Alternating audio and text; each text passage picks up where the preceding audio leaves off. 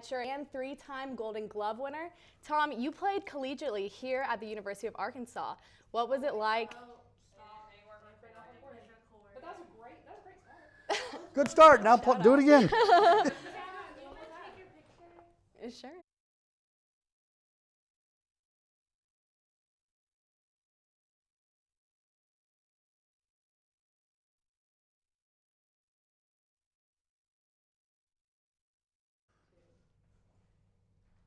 Welcome back. Today I'm joined with Tom Pagnozzi, former St. Louis Cardinals catcher and three-time Golden Glove winner.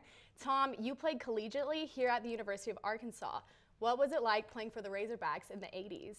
Well, the support was a lot different than it is today. You know, you had your girlfriend or your parents and the rest of the club's friends and girlfriends, and that's about it. That's all you got attendance-wise. We played where is now it used to be the girls' softball field, and now it's the football practice field. That's where we played. It was old turf, but you know, still you were here representing the University of Arkansas, and college sports and college baseball has really changed since then. Right, so what was your highlight playing for the Razorbacks? Well, you know, I guess going to the regionals, back then they only took 32 teams to the regionals, so it was a lot different than the 64 that they take today. It was a little more difficult. You know, there was 4 regions, and that was it. And you know, I guess like everybody, playing against Texas, you know, was always a thrill. Going to Southwest Conference tournament down there and beating Texas at Texas, and then having to come back and beat them again. And you realized at that point, once you beat Texas at Texas, that you have to beat them and then the umpires also the next time. Okay, so take us down the path of how you got to the major leagues. Well, after leaving here, I was catching and playing third base. The St. Louis Cardinals drafted me, and you go to the minor leagues and you start battling and start playing. And 3.5 years later, I ended up in the big leagues. You know, with stops in Erie, Pennsylvania, Macon, Georgia, Springfield, Illinois, Little Rock, Arkansas, and Louisville, and then St. Louis. I actually got to the big leagues fairly quick in my draft class. And you know, never left after that. Nice. So I know during the time when you were playing for the Cardinals, Joe Torre was one of your managers, who is as well a catcher. What was it like working with him? Well, Joe was awesome. We weren't as talented when Joe was managing. You know, when I first came up, Whitey Herzog was the manager, and then the brewery wanted to sell it. We were owned by Anheuser-Busch. They were trying to sell the club, so they kind of stripped our pitching staff, and Joe Torre came in. And a lot of people, it wasn't fair to Joe that, boy, Joe wasn't a very good manager because we weren't very good at that time. But we were really young. We had a lot of young players. And then Joe goes to the Yankees and goes to 6 or 7 World Series. So it wasn't Joe Torre. It was us players. But Joe was awesome, especially being a catcher. And the remarkable thing about Joe Torre is the friendship that you create with him, but his memory. A quick story, I had one of my best friends out in California. And you know, you bring him to the clubhouse, and you got to put him out in the dugout. And he meets Joe. They sit out there and they talk for like 15 minutes. Well, a year later, when we go back to San Diego, Joe goes, "Hey, is Dan coming on this trip?" And I'm like, "Dan?" He goes, "Yeah, your buddy that was here last year."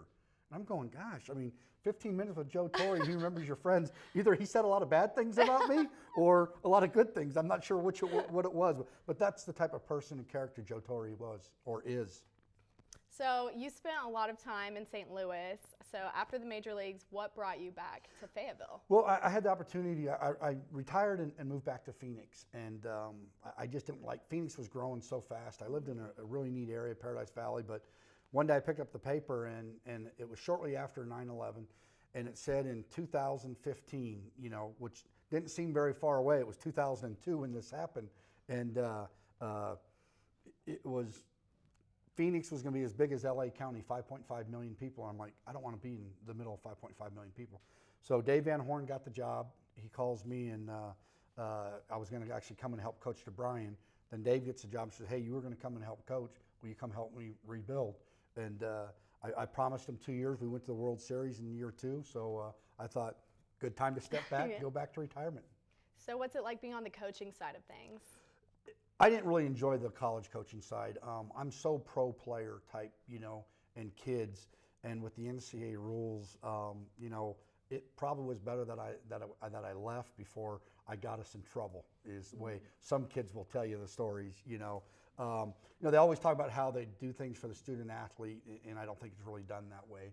And I kind of butted heads a little bit with the NCAA and made a couple comments that probably weren't, that were justified but probably weren't proper to say.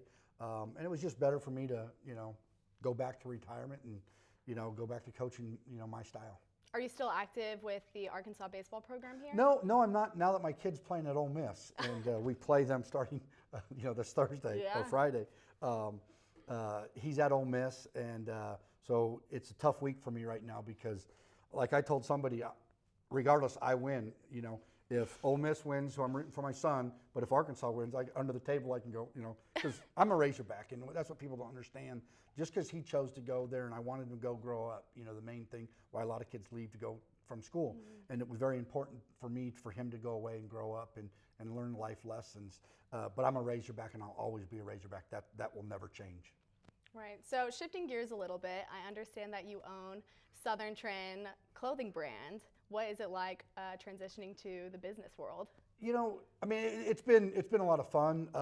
Clinton Brandon, my partner, I actually coached at Arkansas, and we actually started off with Bikes and Blues and had this idea, and I backed him financially. At first, I really didn't know if I wanted to do it, and I said, "Look, I'll just loan you the money."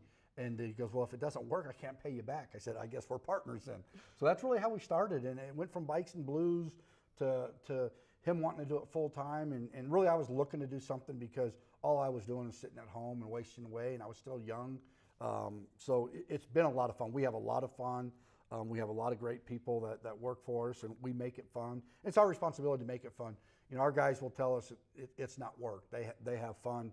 What they do, we make it fun. We take them to ball games. We tailgate. We do a lot of different things away from the workplace also.